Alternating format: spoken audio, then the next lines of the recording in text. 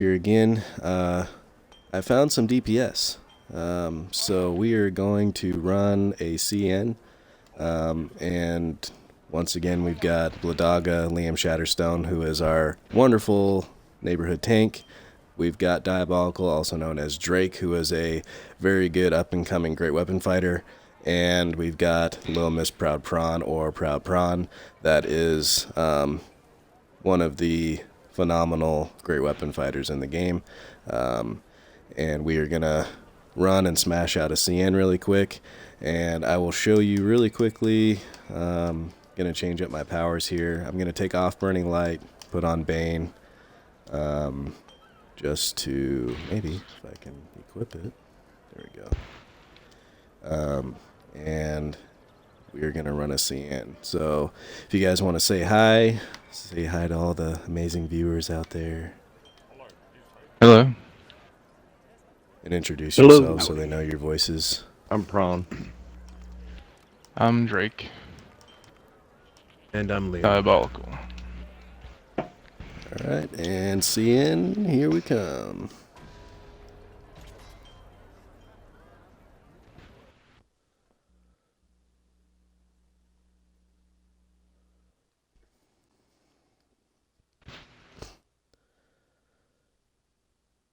And with the DPS that we have in here, there's really going to be no mechanics to any of this, really. It's basically just stay out of the red and let the DPS do what they do. So, okay, first one shredded. And there it goes. Fantastic.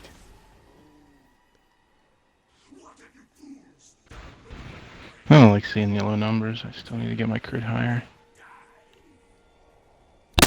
Double refinement's coming though. That might be worth something bringing up. Double refinement, saving for it. That is true too. Double refinement, at least on Xbox, is coming up here pretty soon. So if you are lower item levels, I would save up all enchantments, all refining stones, all everything that you get for those double refinement times. Yes, you might run out of bag space, but it is completely worth it because you can increase your item level like crazy when it comes to double refinement. Just because, obviously, like the name states, you get double whatever your refining stone says that you use. So it definitely helps out quite a bit.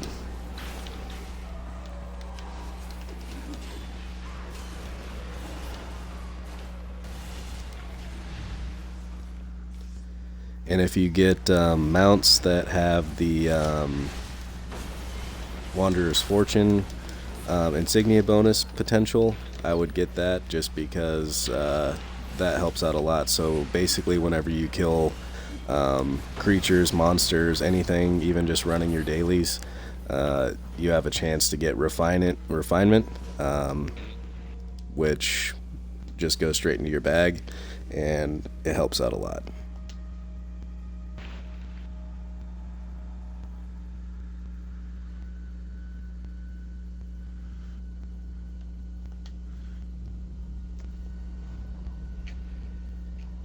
At this portion of CN, especially for lower item level guys, there are 5 portals that you got to go into. If you're a support class and you're a low item level, pick a buddy. And even for me, since I don't have really any damaging abilities on right now, like Prawn is probably going to melt through his, but with 2 abilities, so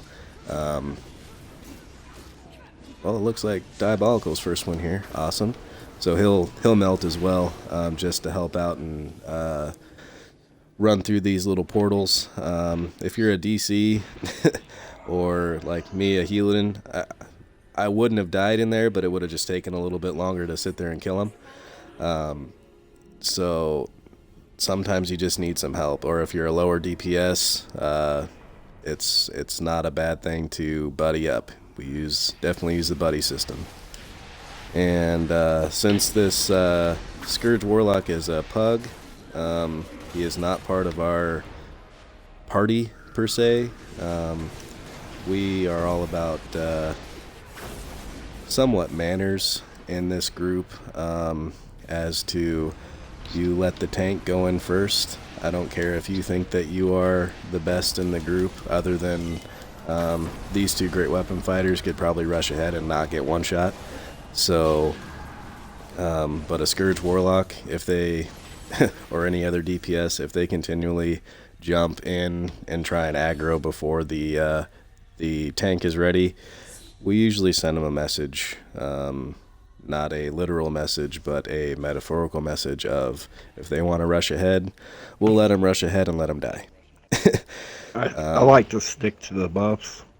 Yeah, and so that's coming from a 4.2 K item level item level great weapon fighter that's saying, I want to stick with the group, just stick with the buffs. So, and you've got it all, by the way, fellas. You've got 3 stacks of Bane and Armor Pen.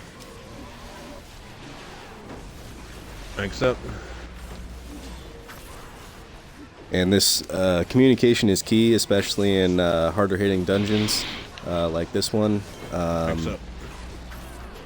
So you'll hear me telling when I've got all my stacks up. You'll hear Liam or Bladaga say when his stuff's up, because he also buffs, and that just helps the DPS out quite a bit. Just to know when everything is up and procced, so that they know that they can just unleash. So if you're my game crashed. If you're playing a Healadin or playing a DC or even playing a Guardian fighter, and you buff a little bit, then I would definitely suggest keeping your communication open. If you're pugging, try and invite the guys to an Xbox Live party. See if you can get them in there so you can actually communicate with your team. And just communication is really key, especially if you're lower item levels. It makes it really hard to do things if you can't communicate with your team, especially when they may not understand what your character is doing. But me having a level 70 of each class, I pretty well understand what every class is going to be doing and what they're doing to me and what I'm doing for them. So I know what a great weapon fighter is going to do. I know what the GF is going to do, and I know what I'm doing for them. So the only communication that we have is when buffs are all the way up and the DPS is ready to roll.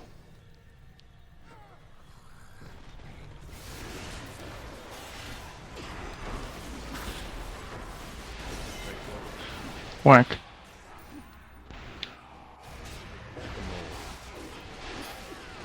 Pulling into the room.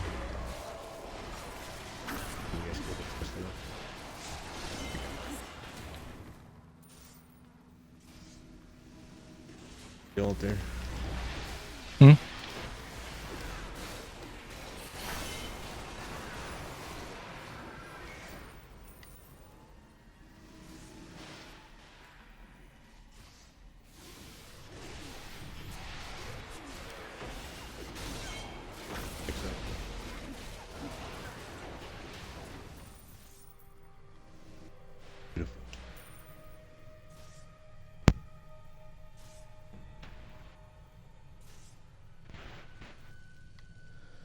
And just another thing for newer players, keep the campfire buff up all the time, because it adds, what's it add, +1 to all your stat points? Ability scores. Yeah, strength, dexterity, constitution, etc. Which is a big buff, even for high-end players. Keeping that campfire buff up all the time helps out a lot, but especially at lower item levels, getting those pluses to your stats helps out a lot.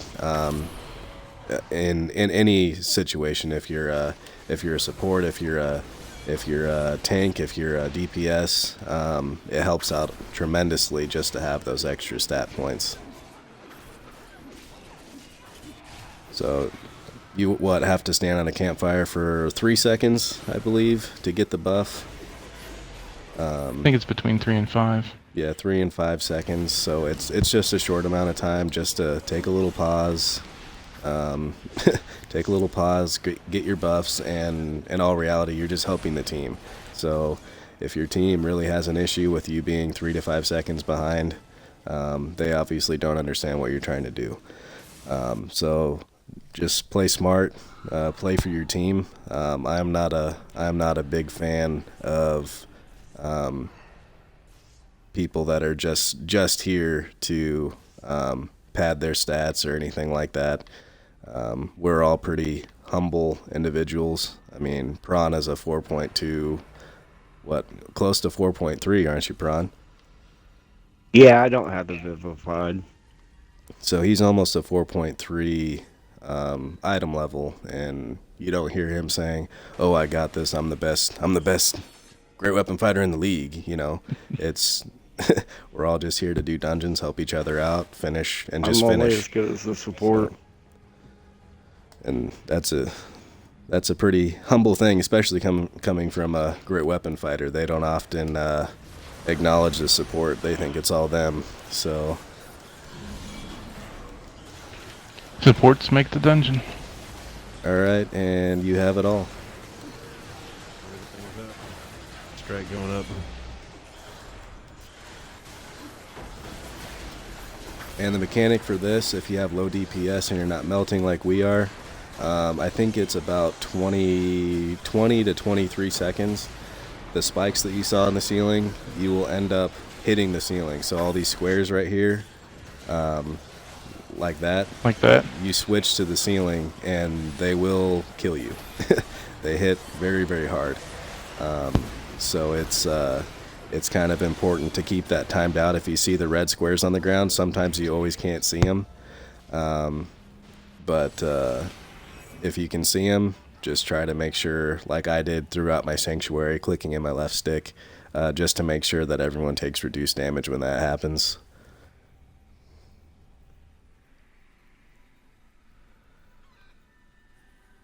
This part we stick to the sides to keep the undead that are laying on the ground and wait from attacking us. It goes right, left, right. We jump to keep them from getting aggroed. We don't have to fight them. It saves us time. It means we can do more runs and faster. And the amount of mobs that spawn can be overwhelming to smaller DPS groups. So it is, and they chase you down. If you just try and run through thinking that you're going to be able to just run through, they'll chase you down and kill you. And those green orbs, most DPS is going to one-shot you. Unless you can time it perfectly. If you're a control wizard, you teleport through. If you're a scourge, it's still even pretty sketchy to try and shadow walk through. I use my sanctuary to go through, and Proud Pawn took a little bit of damage. I'll heal him up. We got just a with sanctuary. And sometimes the mobs from the other side of the wall will aggro and come through. And do you guys want to just pull them into the room or fight them where they're at? Yeah, we can if you want to. Yeah, just it take doesn't them, matter. We're already set up here, so let's just do it. Take them out here. Yeah, we'll have them done before the ball comes back. Even if we don't, I'll heal through. Oh, So I thought they were over here. just like that, there's communication. Just trying to make sure your team's set up where they need to be. Like that Scourge is not in our party and keeps jumping ahead. And you just gotta understand where your team's at, what you're supposed to do, what you're doing in relation to your team. It's a big deal. Try not to be such a selfish player that you sacrifice your team for DPS or sacrifice your team to show off or anything like that. Nobody really cares how good you are if you're a dick. Well, and nobody cares how good you think you are if you're dead.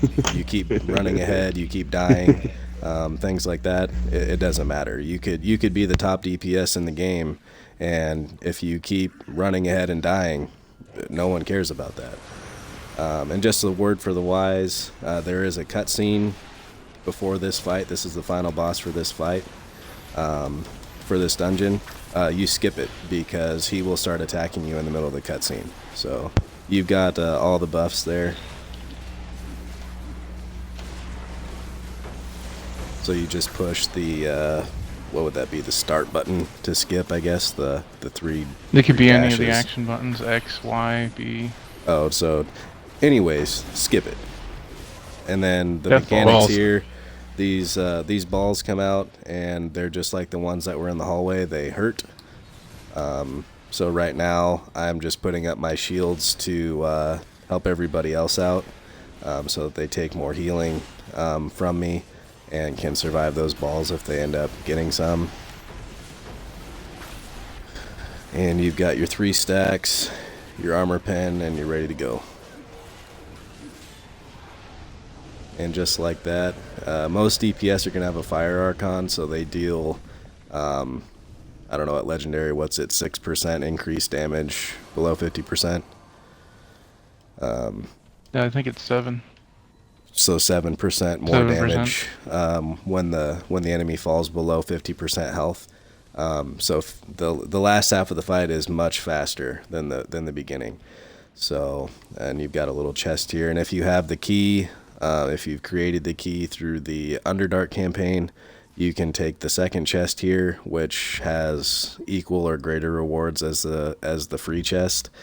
But that is a really easy breezy, simple run from me to you in a CN.